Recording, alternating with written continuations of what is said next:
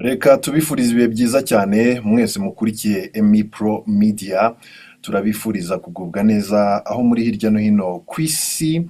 Tugiye kugaruka ku makuru agaruka ku mutekano muke uri muri Repubulika Iharanira Demokarasi ya Kongo. Tureba mu by'ukuri Kiliziya Gatolika yitwaye ite muri iki kibazo. Ese nyuma y'ifatwa ry'umujyi wa Goma, nyuma y'intambara itoroshye yabereye mu bice bitandukanye muri Kivu y'Amajyaruguru, ikaba iri no kuyogoza Kivu y'Amajyepfo, Kiliziya Gatolika iri ku ruhe ruhande? Ese ishyigikiye M23 cyangwa ishyigikiye igisirikare cya Kongo nabo bafatanyije? Ibi nibyo tujye kuganiraho, uri kumwe nanjye Boni Buranga, turaza kuganira kuri ayo makuru. Mbahaye ikaze muri iki kiganiro.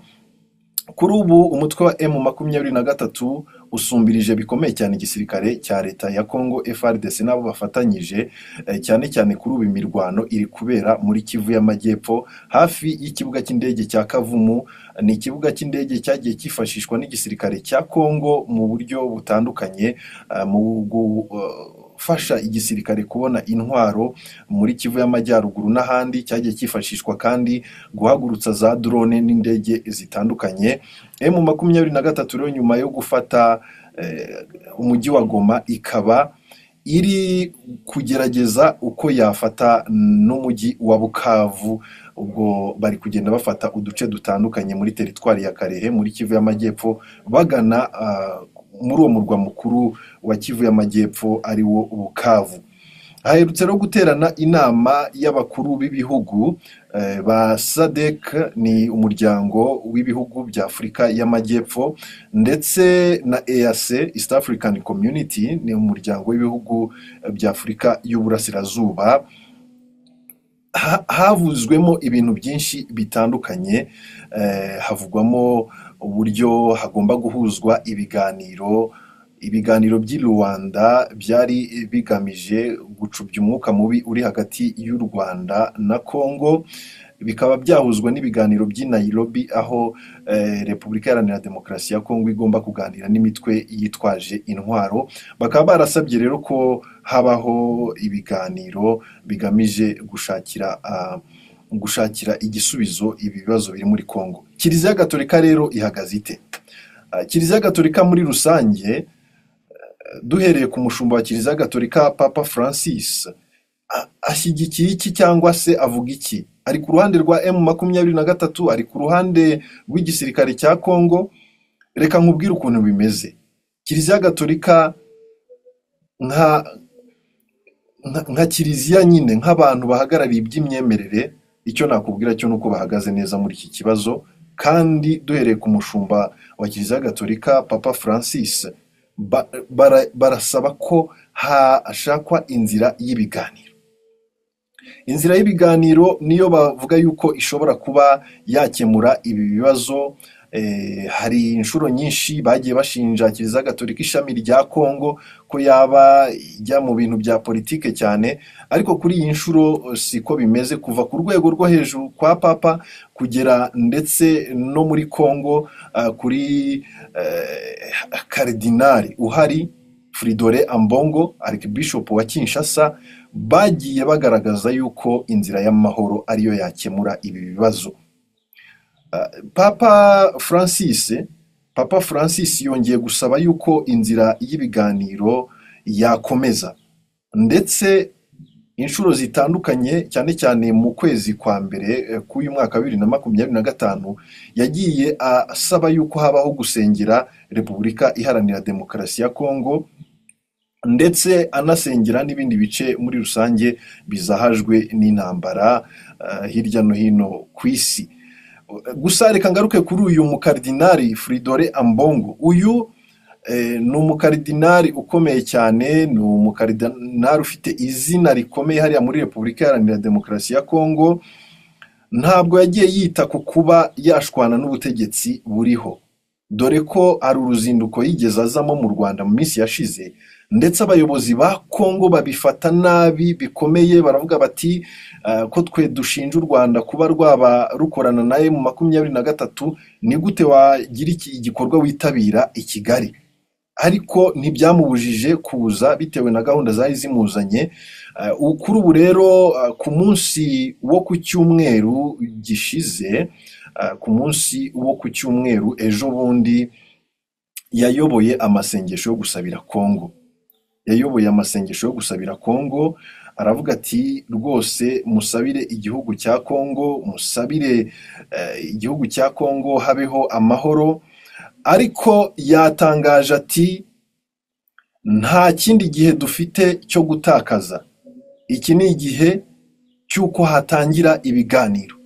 Yunze mu rya Papa Francis ati hakenewe ibiganiro.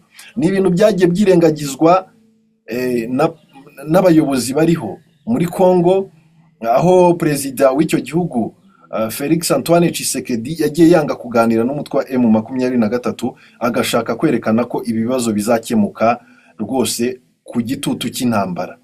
Ariko ni ibintu byananiranye kubera ko uyu mutwe uragenda ufata ibice bitandukanye muri iki gihugu, kandi ingabo za leta zirahunga, bamwe bagapfira ku rugamba, kandi nabo muri M23 nabo bashobora gupfira ku rugamba ni abakongomani. Ntabwo Kiliziya Gatolika yishimira ko hari n'umwe wabo muri M23 wabo wo muri FARDC wagwa ku rugamba, kuko biri no kugira n'ingaruka ku ba civile, kandi ni ibintu ubuyobozi bwa Kongo buramutse bubishyizemo imbaraga bishobora rwose gukorwa, hakabaho ibiganiro. Nyuma rero y'iyi nama yahuje abayobozi ba SADC, abayobozi b'ibihugu bo muri SADC no muri EAC, Kardinali rwose Ambongo Archbishop wa Kinshasa akaba yavuze yuko hakenewe ubungubu ibiganiro byihutirwa, nawe arunga mu rya Papa Francis. Aravuga yuko rwose kuri ubu nta kindi kintu gikwiye gutekerezwa. Ni ibintu bigoye ku ruhande rumwe, ndetse biri bunatume n'ubundi bakomeza kumwishyiramo, dore yuko mu minsi yashize perezida Tshisekedi yigeze amwishyiramo avuga yuko avuga ngo ibintu bitajyanye n'umurongo w'igihugu. Ariko aha birerekana ko Kiliziya Gatolika kuva ku rwego rwo hejuru kugeza kuri Kiliziya ya Kongo bari guhagarara neza, ndetse bari kuvuga ibikwiriye. Bari kuvuga ibikwiriye kubera ko ibiganiro nibyo byagarura amahoro, nibyo byakemura ibibazo. Bitabaye ibyo iyi ntambara izakomeza igere za Bukavu, izakomeza igere za Kinshasa, izakomeza igere n'ahandi, kandi ubuzima bw'abantu buzabitakariramo mu buryo bukomeye. Kardinali Ambongo ati ibiganiro niyo nzira yonyine ishoboka yo kuva muri ibi bibazo. Ku cyumweru rero Kardinali Ambongo yaravuze ati nta kindi gihe dufite cyo gutakaza, abantu bagomba kwicara ku meza amwe bagakemura ibibazo bihari hakurikijwe umuco nyafurika w'ibiganiro.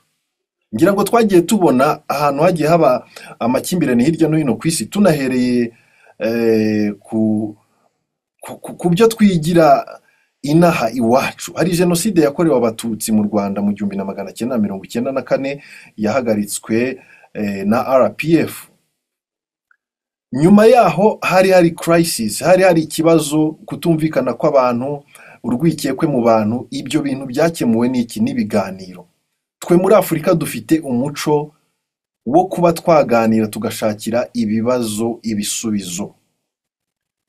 Uburyo bwa gacaca bwashyizweho bwo kwicara abantu bagakemura imanza mu biganiro bidaciye mu buryo bw'ubutabera busanzwe, byihutishije ubutabera, byunga abanyarwanda, bituma abantu bamenya ukuri.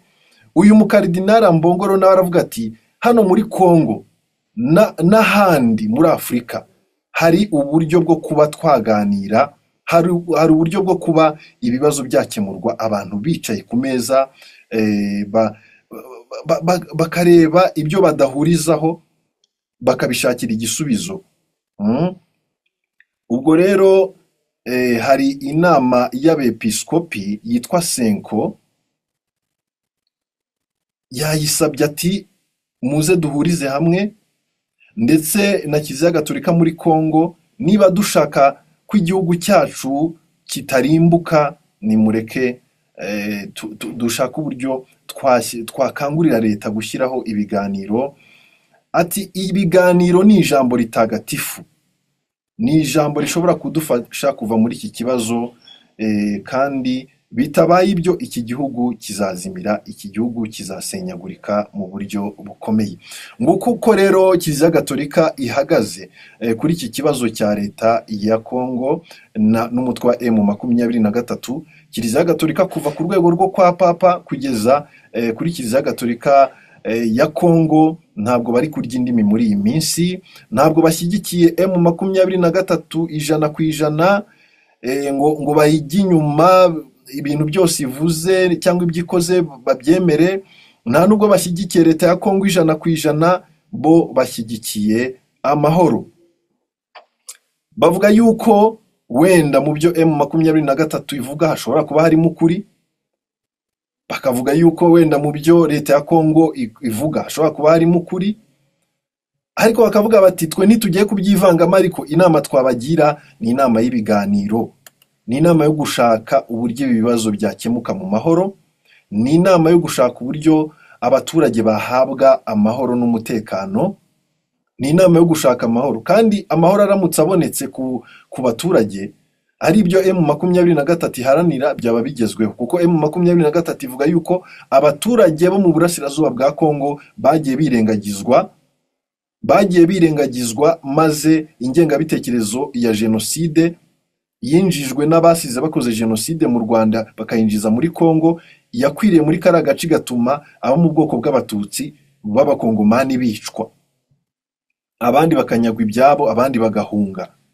Hakaba n'ivangura ryagiye rikorerwa muri rusange abakongomani bo mu burasirazuba bwa Kongo.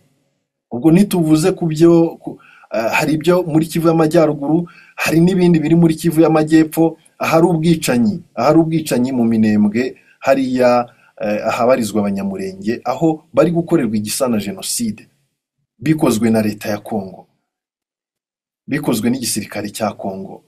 Ibyo bintu rero bimaze imyaka bigiye ku meza y'ibiganiro bigashakirwa igisubizo, abo bantu baba babonye impamvu ituma barekeraho kurwana, kuko bahabwa garanti, bakagira ibyo basaba. Leta ya Kongo nayo ivuga iti aba bantu nibahagarika imirwano, ariko abo bantu bamaze imyaka myinshi basaba, bafite ibyo basaba, leta ya Kongo yanze kubyumva. Ibyo rero bakaba barabonye ko n'ubundi benda kwicwa, baravuga bati wenda mu bushake bwabo cyangwa mu bushobozi bwabo, baravuga bati reka twirwaneho, twihesha amahoro ku mbaraga. Leta ya Kongo rero nayo ibyo ishinja M23 ikabashinja gukorana n'ibihugu by'amahanga cyangwa n'ibindi, nayo yabizana ku meza y'ibiganiro, ikagira ibyo ikemura, ntabikagira ibyo ibasaba. Yego, ntabwo ari ukuvuga ko ibyo ibashinja ari byo, ntawamenya, ariko nayo ntabwo ifite igisubizo kirambye mu gushaka kubarwanya no kubirukana, no kumva ko atari abanyagihugu, no kumva ko bataganira, ko atari abakongomani, ikababatiza ko ari abanyarwanda, ngo nuko bavuga ururimi rw'ikinyarwanda gusa. Ubwo rero muri rusange nguko uko Kiliziya Gatolika ibivuga, gusa ubwicanyi burakomeje. Imitwe yitwaje intwaro yabatijwe Wazalendo iragenda ifata abagore ku ngufu, irasahura abantu. Hariya mu mujyi wa Bukavu muri Kivu y'Amajyepfo hamaze iminsi hari ubugizi bwa nabi bukomeye, hari ubusahuzi. Iyi mitwe ya Wazalendo kandi yagiye inakora ibyaha bitandukanye hirya no hino mu duce dutandukanye muri Kivu y'Amajyaruguru, no muri Kivu y'Amajyepfo, za Karehe n'ahandi.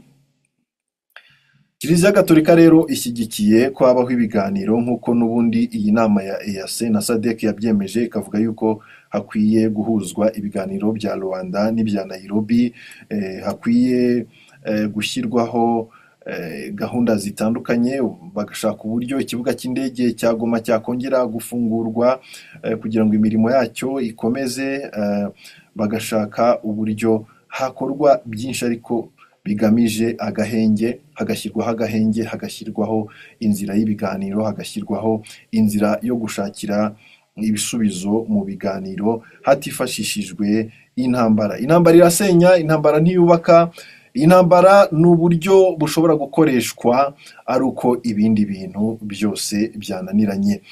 Naha rero dusoreje iki kiganiro twari twabateguriye hano kuri Emi Pro Media. Mwari kumwe nanjye Boni Buranga, mwumvise neza uko Kiliziya Gatolika ifata iki kibazo cyo mu burasirazuba bwa Kongo. Reka dukomeze kubifuriza ibihe byiza kandi tubararikira n'ibindi biganiro byiza tubategurira. Mugire umunsi mwiza.